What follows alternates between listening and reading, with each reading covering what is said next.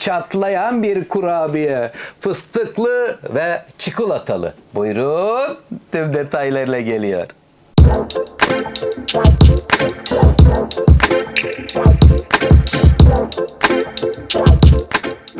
Ağızda dağılan, bademli böyle kıyır kıyır enfes bir kurabiye tarifi olacak. Sizler için hazırlıyorum. Neler var? 3 su bardağı unumuz, 1 su bardağı toz badem veya toz fındık. Her ikisi de olur.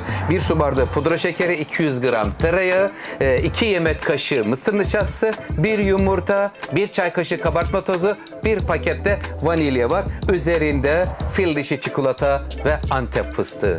Kıyır kıyır dedik efendim. Şimdi burada karıştırma kabımızın içerisine öncelikle 3 su bardağı unu aldıktan sonra pudra şekeri ve badem, vanilya, kabartma tozu geliyor. Mısır nişastası ile birlikte. Lütfen takipte kalın. Kurabiye tarifi.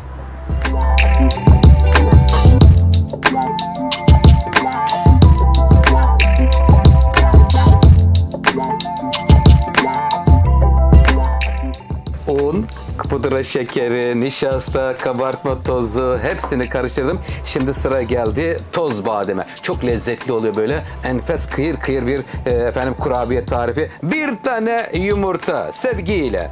Efendim oda sıcaklığında yumurta, oda sıcaklığında tereyağı. Bastır açtım bakın böyle yumuşacık kıvamda bir tereyağı. Kaç gram? 200 gram tereyağı. Şimdi ortadan başlıyoruz. Yumuşacık bir kurabiye kıvamı ortaya çıkartıyoruz.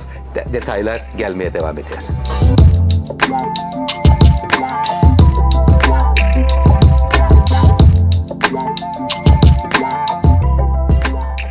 Kurabiye hamurumuzun kıvamı ortaya çıktı. Yalnız şöyle baktığınız zaman bir kırılganlık var. Bazen böyle şeyler başımıza gelebilir kıymetli seyircilerim. Ben buraya 200 gram tereyağı koymuştum. 250 gram tereyağı koyarsak bu kırılganlıklar olmayacak. Ama böyle bir durumda ne yapıyoruz? Önce üzülebiliriz. Eyvah ne yapacağım? Hep kurabiye hamurum dağıldı, kırıldı diye düşünebilirsiniz. İşte o vakit mutfakta çareler tükenmez bölümünden destek alıyoruz. 1 kaşık yoğurt koymanız kurabiyenin bütün o olumsuzluklarını ortadan kaldırıp olumlu hale dönüştürecek.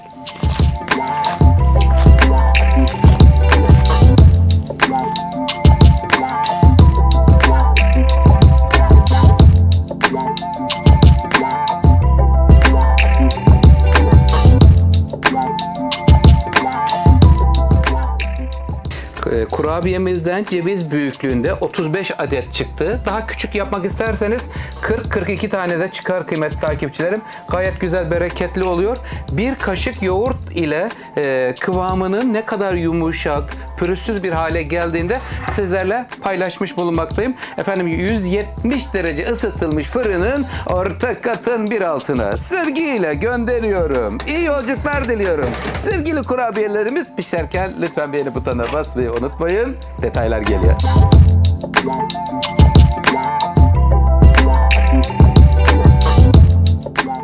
Kurabiyelerimiz 15 dakikada pişti. Her fırının pişme süresi değişkenlik gösterebilir. Canlarım sevgiyle gelir misiniz? Enfes bir kurabiye olmuş ve fil dişi çikolatayı da erittim. Az sonra buluşma vakti.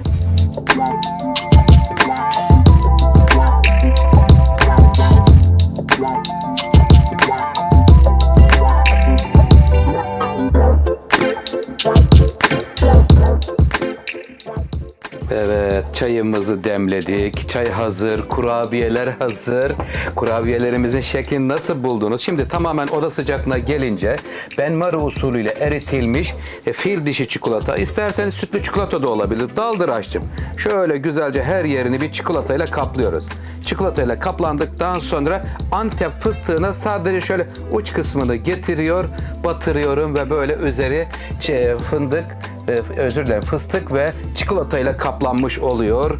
Evet, Oktay Usta'dan güzel bir kurabiye tarifi sizler için hazırlandı. Umarım beğenmişsinizdir. Sizleri çok seviyorum. Sofralarınız bereketli olsun. Sağlıcakla kalın. Hoşça kalın. Afiyet olsun.